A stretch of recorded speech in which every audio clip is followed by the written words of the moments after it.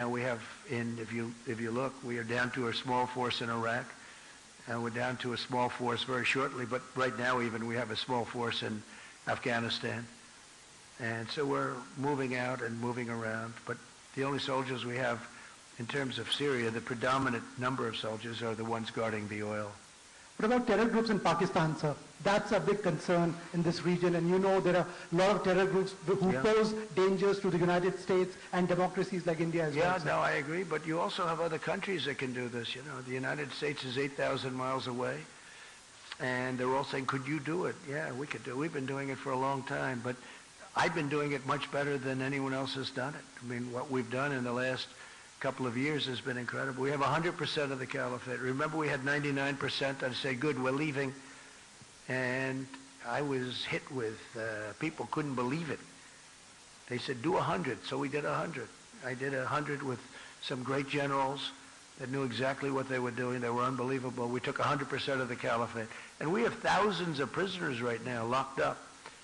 And these are ISIS fighters, and killed thousands. Not that I want to do that. I don't want to do that, but that's what we had to do.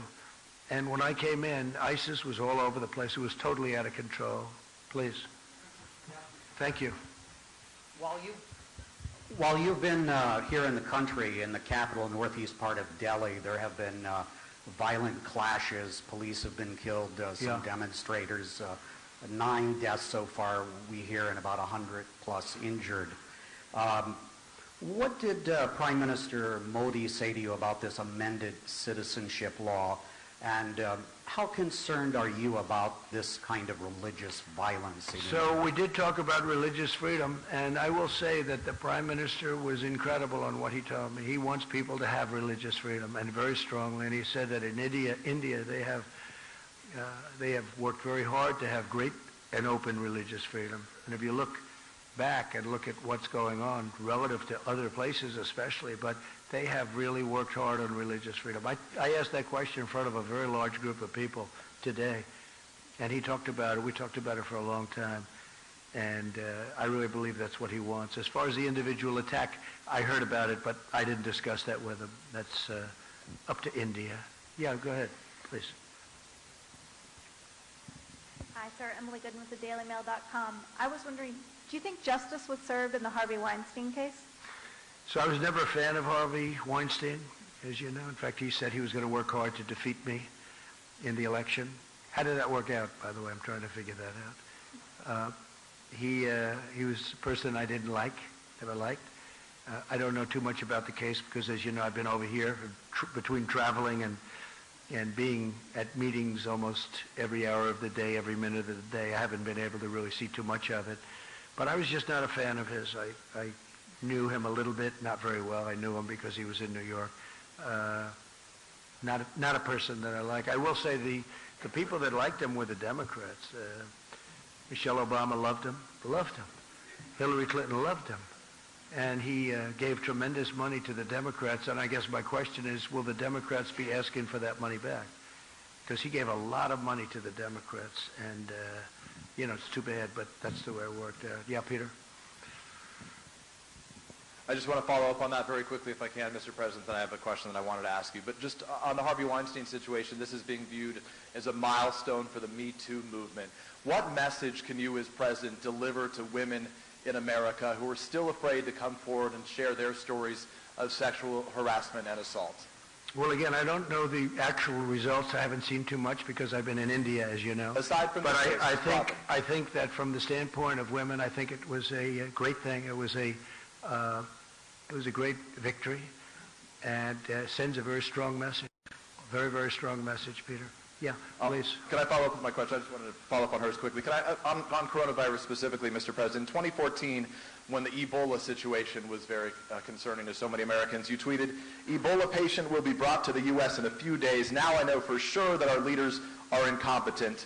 In all caps, you wrote, "Keep them out of here." More than 20 Americans have now been brought back to the United States with coronavirus. By your own measure, does that mean that your government has been incompetent? Are you pleased with the response? There's a big difference, in case you don't know, between Ebola and coronavirus. Big difference. It's like day and night. And I felt that we should bring them back. They're Americans. We should bring them back. With Ebola, It's very explosive. It's very terrible. We're making tremendous strides on Ebola with the things that we're doing, as you know. Isn't some of the people money are that you're living requesting? Sorry, let me please. answer the question. But there's a vast difference in bringing, especially in around 14, was that 14 or 12? And at that time, nobody had ever even heard of Ebola or ever conceived of something where you basically, people would disintegrate.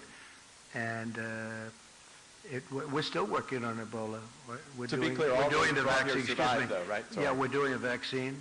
We're doing a lot of things having to do with Ebola. We're not forgetting about Ebola. That's a horrible thing. But we have that now very much under control, other than certain parts of the Congo where they're having war and we can't get in. So we're still working on that. But as far as what we're doing with the new virus, I think that we're doing a great job.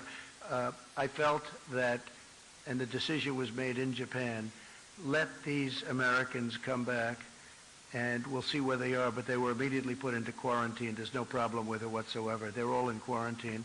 And as you know, I approved $2.5 billion for just that purpose, and also for working and getting a vaccine. For clarity, those with Ebola, when they were brought here, were quarantined, and all the Americans also survived, I right? know, but the level of death with Ebola, at the time it was a virtual 100%. But none of the Americans who came here.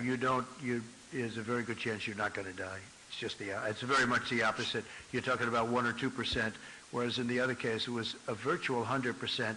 Now they have it. They have studied it. They know very much. In fact, we're very close to a vaccine. Yeah, please, go ahead. Go ahead, Peter.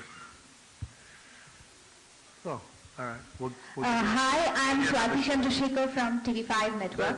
Thank you. So, how do you define, differentiate, and deal with the love of yours for Indians in India and Indians' love for H-1B visa in America? So, how do you differentiate this? Yeah, we're talking about the H-1Bs, and we are, look, the relationship we have, this is not from me, this is from almost everybody that saw it. They say in the history of India, which has a long history and a brilliant history in so many different ways, there's never been a reception given to somebody like was given, and I would like to say for the United States of America, but nobody else that came here got the kind of reception we got. It was 125,000, I think, seats they had yesterday. They were full. You had thousands and thousands of people outside. Prime Minister Modi was telling me thousands of people outside. That's not uncommon for me, to be honest with you, but when I look at 125,000 seats, and that was an incredible scene yesterday. In addition, all of those people lined up from the airport to the event.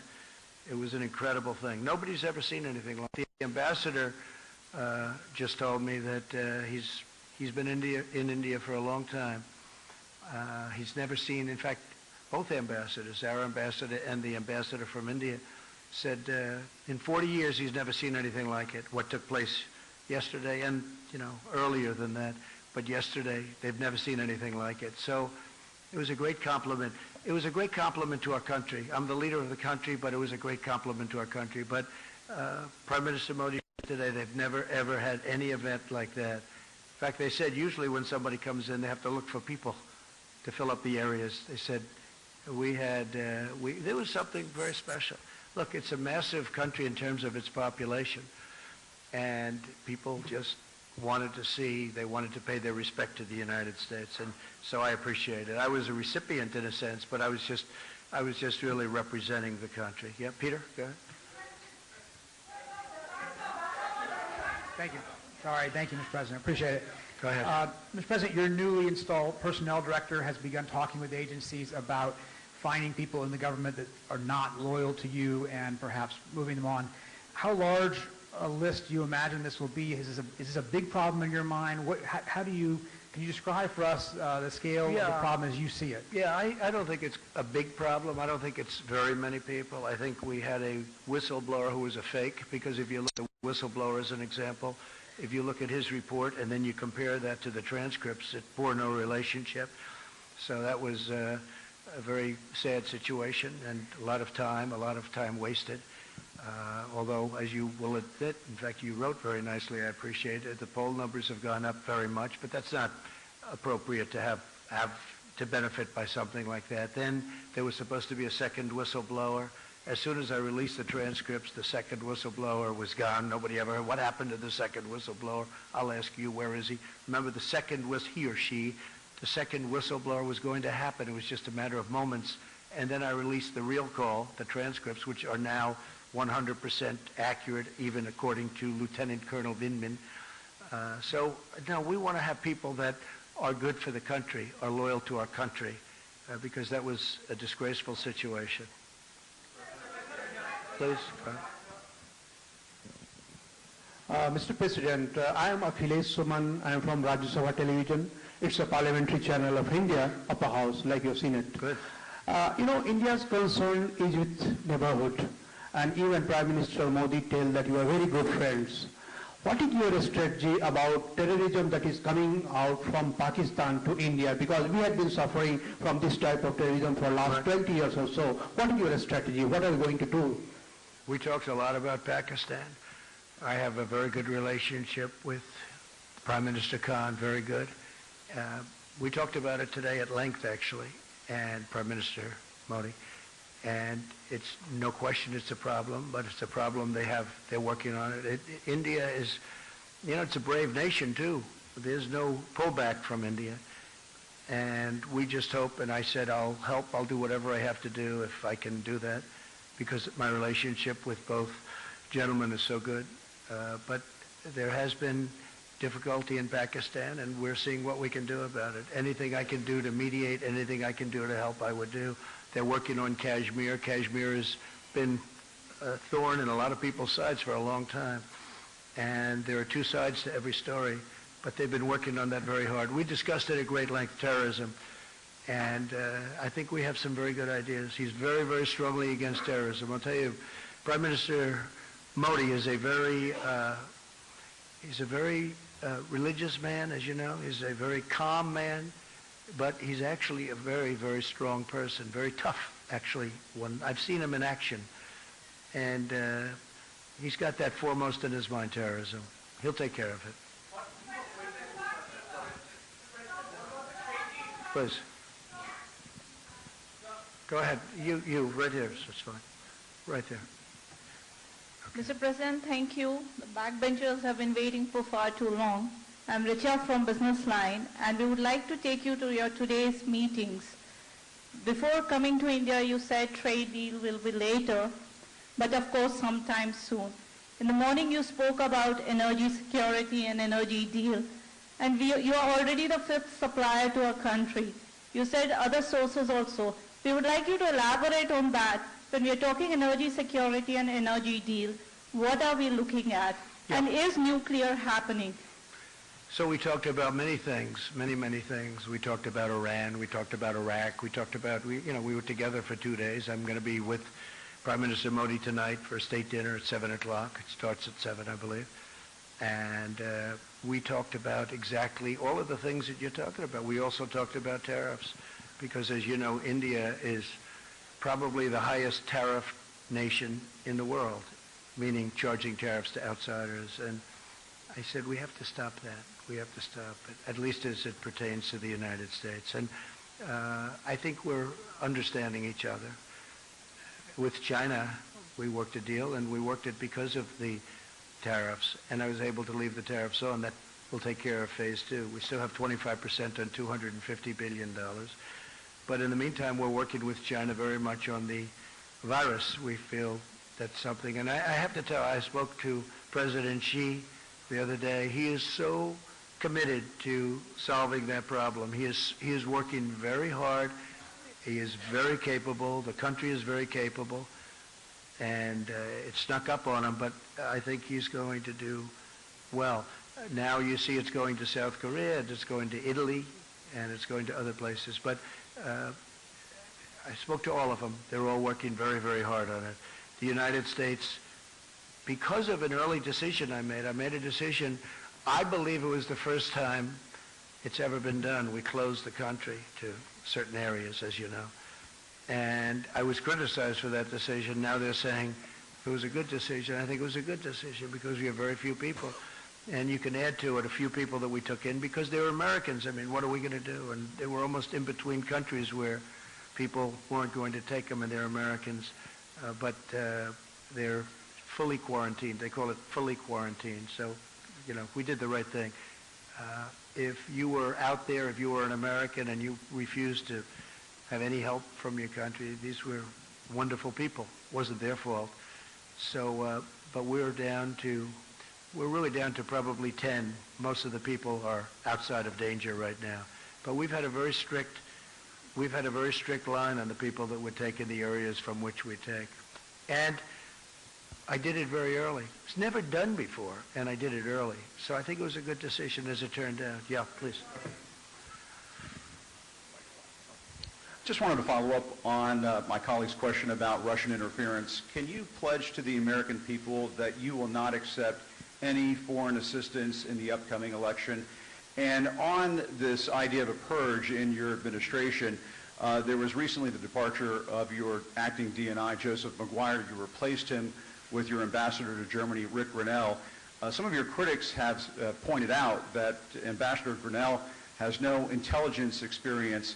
How can you justify to the American people having an acting DNI with no intelligence experience? Okay, first of all, I want no help from any country, and I haven't been given help from any country. And if you see what CNN, your wonderful network, said, I guess they apologized in a way didn't they apologize for the fact that they said certain things that weren't true? Tell me, what was their apology yesterday? What did they say? Mr. President, I think our record on delivering the truth is a lot better than yours sometimes. Your record you don't mind me is, saying. let me tell you about your record. Your record is so bad you ought to be ashamed of yourself. You have probably I'm the not worst ashamed of record. anything, and our You probably have the organization worst is not record in ashamed the of it. history of broadcasting. As far as McGuire is concerned, he's a terrific guy, but on March 11th his time ended anyway, so his time came up. So we would have had to, by statute, we would have had to change him anyway. So the Will time your new was there. DNI have experience in the intelligence field? Yes. In fact, we're talking to 5 different people right now. I think all people that you know, all people that you respect, and I'll make a decision probably over the next week to 2 weeks. We have some very good people. But Joe McGuire is a very excellent guy. He's a very good man. And his time was March 11th. I believe it was March 11th where he would have had to leave. Was he But we forced are out going because he to- wasn't sufficiently loyal to you? No, not at all. Not at all. He was pushed out because, frankly, he wasn't pushed out. He would have had to get out. On March 11th, he would have had to leave. But we're going to be making a decision on DNI very shortly. Thank you, sir. Yeah, please. Go ahead, please. Yeah. Mr. President, Well, that's not nice. Yeah, let her do it. let's go one I by know, one. but you ripped the mic out of her hand. You can't do that. so one by one. Boy, that wasn't very nice. He's... President Trump, I hope you're having a good visit here in India. I'm Ruchi Bhatia from ET Now. We have heard from Prime Minister Modi as well as you on a long impending trade deal. It's still not happened. Even today we heard both you and him talking about how in future there is going to be one. Have you been able to figure out the kind of differences that were there Yeah, earlier, we know especially on data localization? That has been one of the sticky points. Sure. We know the problems. I know the problems. Previous administrations had no clue. They didn't know the problems. I know the problems. We're being charged large amounts of tariffs, and can't do that. And so they understand that that's where I am, and if they want to deal with us, and they will, they're going to, just like China. Everybody said you'll never make a deal with China. I made a deal with China. It's a great deal. They're going to buy $250 billion worth of product, and that's only a piece of the deal. It's a large piece. It's probably 40 to 50%, but it's an incredible deal. In addition to that, we're taking in billions and billions of dollars worth of tariffs that we can now use for phase 2, because they want to get rid of the 25%. So we have the 25%. They want to get rid of it. Well, with India is, I think, the highest, again, I said it before, but the highest tariff when you deal with India. Harley-Davidson has to pay tremendous tariffs when they send motorcycles in here. When India sends motorcycles into the U.S., there's virtually no tariff. For the most part, there is absolutely no tariff. So I just said that's unfair, and we're working it out. We're working it out. Go ahead. Good evening, President. I think we'll win that one easily. we're working on that. Yeah, we're working on that, Joe. Good evening, President. This It's is just not a Andhra. fair situation when one company is paying 100% in the case of numerous companies, not just Harley, but where they're paying tremendous. And actually tariffs were raised not too long ago.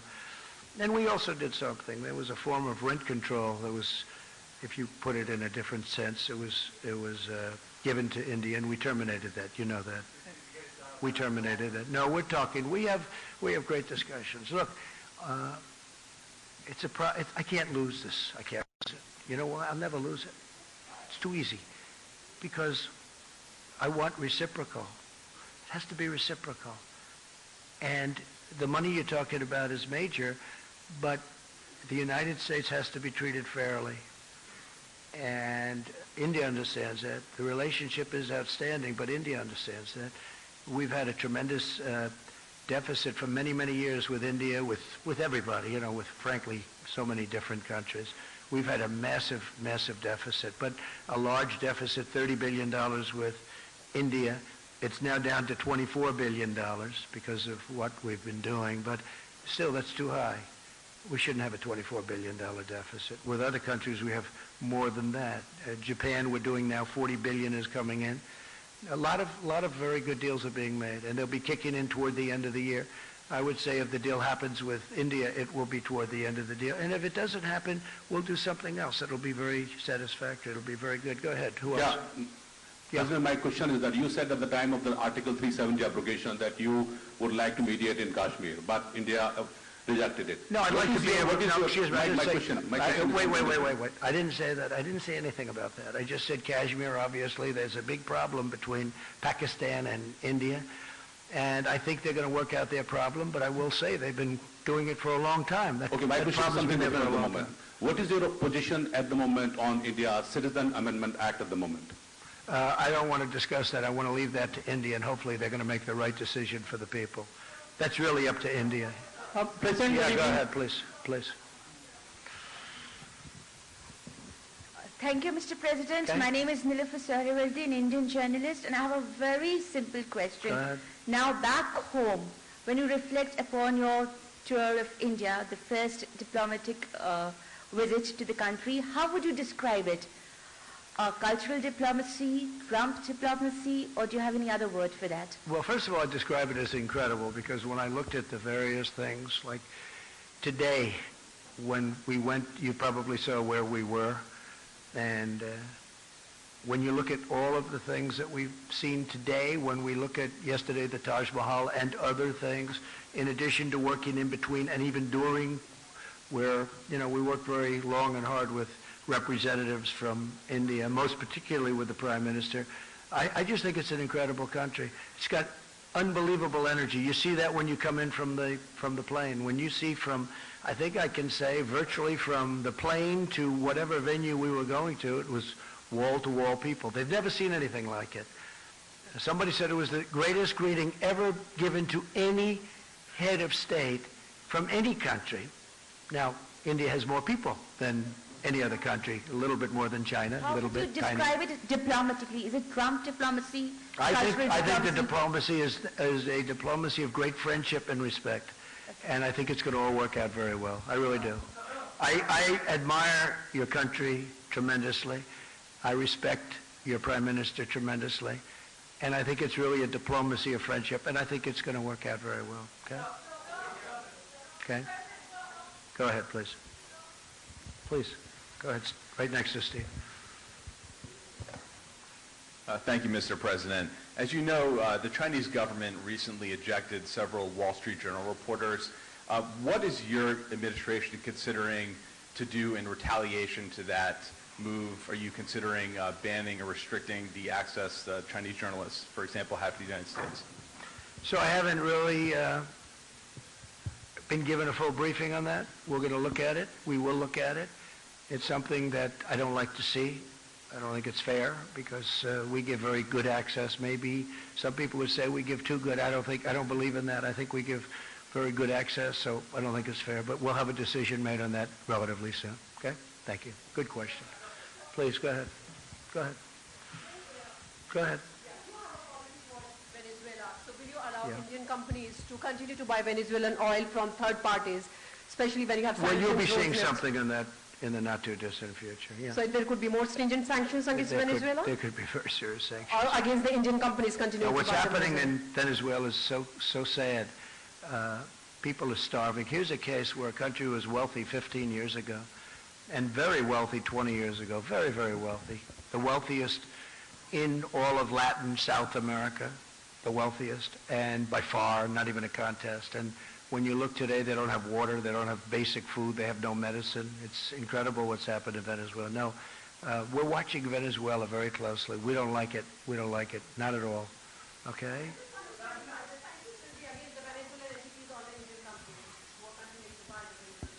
You're going to see in a little while.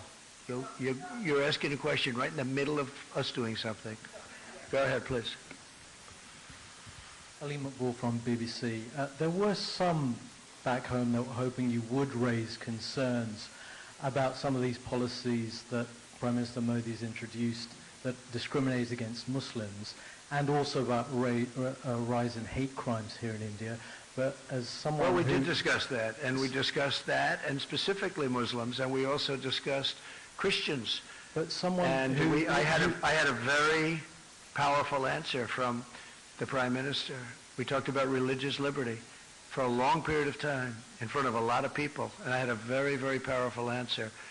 And as far as Muslims are concerned, as he told me, I guess they have 200 million Muslims in India, and a fairly short while ago they had 14 million.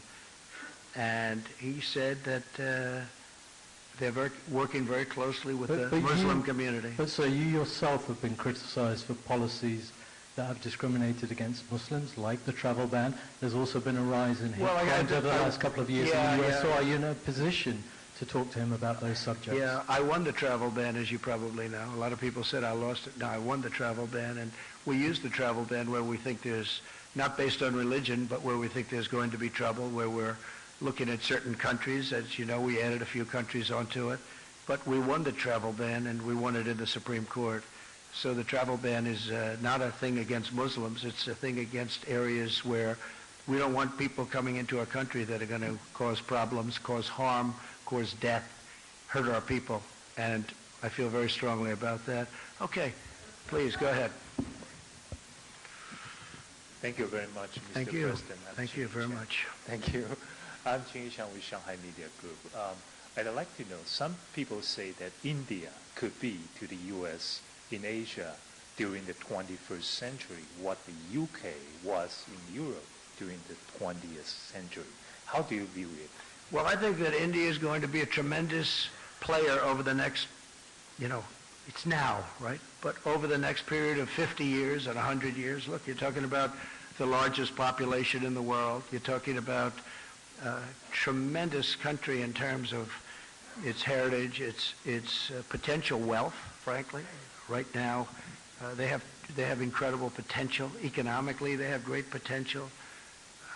Their schooling system is getting better all the time. They're doing a fantastic job in certain sectors with respect to education. We see it. In the United States, we see it.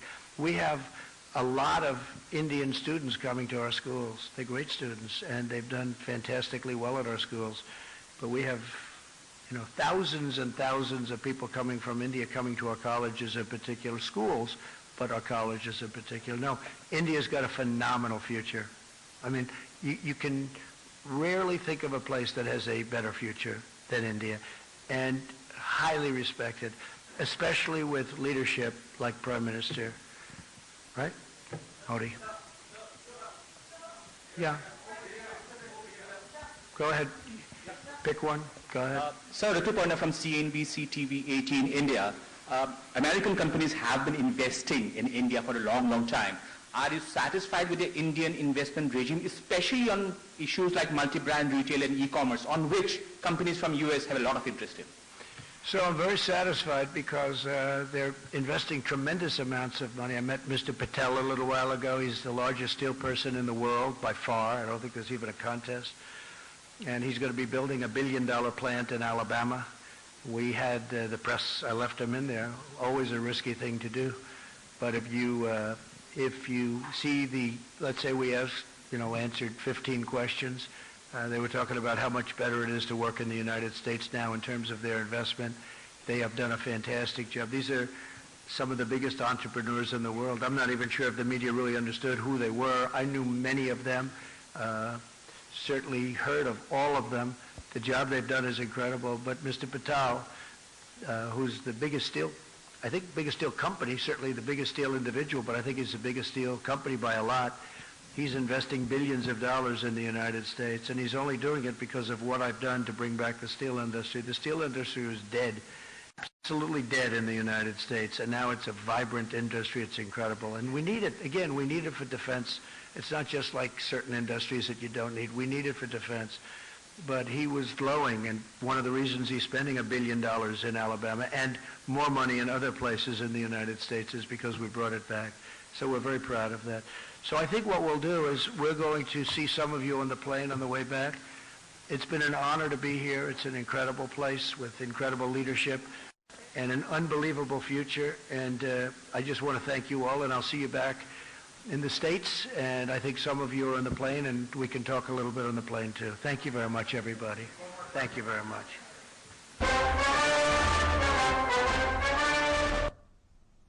So there you heard U.S. President Donald Trump address the press, and some extremely important statements have been made by him on the issue of terrorism, on the issue of Kashmir, on the issue of tariffs, on the trade deal, and a lot more, because he said on the issue of terrorism that Prime Minister Narendra Modi will take care of it. Because he is a religious person, he is a calm person, and he is a very tough person as well. So he said that he believes that Prime Minister Narendra Modi will take care of it. He also said that US is 8,000 miles away from Pakistan, so others should do something about it. We have killed thousands of ISIS soldiers. On the issue of religious freedom, he said that he did take this up with Prime Minister Narendra Modi, who said that he believes that there should be religious freedom in India. And if you look at the track record of India, then there has been religious freedom here. Besides that, on the issue of tariffs, he did say that the tariffs that India puts on many of the US products are extremely high.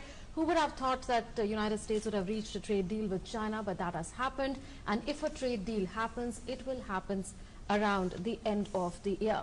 So those were some of the key highlights of what Donald Trump said on the issue of the United States-Taliban deal. He said that India would like to see the deal happen, and that the United States has been there in Afghanistan for 19 years, no less, and 2 days of minimal violence is something that have already passed. Besides that, he said that the U.S. plans to bring down the troop numbers to 8,600, and the next number would be decided later on, and that United States is not a police force. It is not there for law enforcement. It's really for the countries to take care of that, and that part of the world is extremely dangerous, and we want to get our men back.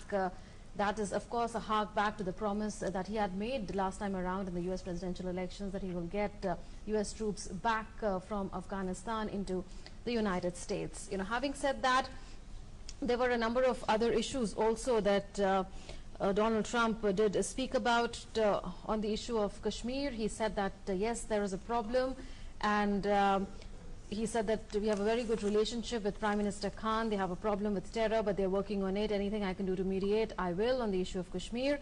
And that we talked terrorism with PM Modi, and like I said, he showed his admiration of Prime Minister Narendra Modi, and for India, he said that Prime Minister Narendra Modi will take care of this issue. So those are the broad highlights. Joining us is Ambassador Bhaswati Mukherjee. Welcome, Ambassador, to this special broadcast. Your thoughts on the biggest takeaways from this briefing? Well, first of all, I think one of the most important elements that came across was the admiration that, as you said, that President Trump showed for our Prime Minister, and the confidence that Prime Minister Modi will take care of all important issues. For instance, when somebody asked him a question about religious freedom, I think it was the representative of BBC who tried to press him, and his answer was very clear and unequivocal. He said that when this was discussed with Prime Minister Modi, he said Prime Minister Modi gave him a very powerful answer. And he said that he was not aware, and Prime Minister Modi told him that India has 200 million Muslims. So that itself was a very clear rebuff to those organizations or Western-sponsored organizations who have tried repeatedly to raise this issue to try and sully India's image. I think coming from the American president, we couldn't have a better response. So that was really something that I feel very gung-ho about. Also what he said about, even about Kashmir, when he said that, you know, Prime Minister Modi will take care of it. That itself shows that he is leaving it to the Indian Prime Minister to decide. That was also his answer on the Citizenship Amendment Act, when he said, we know the Indians will take care of it. So I think that this was an extremely positive press conference, really a first coming from President Trump. He ticked all the right boxes and he made all the right responses. Balsina, did he tick the right boxes for you? Yes, I think so. I think what came out quite clearly from this press conference was that he was unwilling to get involved in India's internal affairs. Mm-hmm. He said so at the very beginning of his press conference that he didn't want to make any controversial statement. He expressed confidence in the capacity of the government of India to deal with these problems, and he expressed confidence in the fact that we have religious freedom in our country. The other point that he made about was about markets. The other concern that he showed was that for him it's extremely important to promote markets for US products, be they in defense or in energy. So that was in fact his opening gambit, his opening remark of it. Then the other point that he made was that on Afghanistan he's extremely concerned about getting his troops back from Afghanistan. He's talked about lowering the number of troops there and then getting out of that extremely difficult area. On Pakistan, I think he dodged the question about Pakistani terrorism. He kind of expressed confidence in the capacity of India to deal with that terrorism, which means he felt that India should deal with it by itself. It was more so in the case of the other areas. They didn't come up really, the Indo-Pacific area where he's talked about earlier in greater cooperation. So in terms of the geopolitical scene, when dealing with the other neighbor of ours, China, he's talked about greater cooperation. But in the case of Pakistan, he's felt that India should have the capacity to deal with itself. I think I could add there, yesterday, Dilip, that President Trump said that India has the right to secure borders. And that was very important. Mm-hmm. That, if you look at that with what he said today, it's very clear he's giving Prime Minister Modi a free hand, because he said every country has the right to secure borders. So I think if you add that, it's really a very powerful message. He also spoke about terror infrastructure of Pakistan on the borders, isn't it? Yes. Yeah. Sorry. Yeah, you please. No, please. No, he talked about that, but he was referring, I think, more to Afghanistan than to the Indian side. Okay. Because even the terror organizations that he mentioned he mentioned ISIS very strongly, and then he mentioned Al-Qaeda in passing. And then he also mentioned that in the case of Afghanistan, in case after the Taliban come back, they do something wrong, then he'll hit them very hard. So he's taking that attitude where if in case the 9/11 is repeated, then the Taliban will pay the same price that they paid the last time. And Donald Trump, Ambassador Mukherjee, said that India would like the US-Taliban deal to happen, and explained why the United States wants its people back, saying that it's a dangerous regime. It is not a police force. Law enforcement is for other countries to do.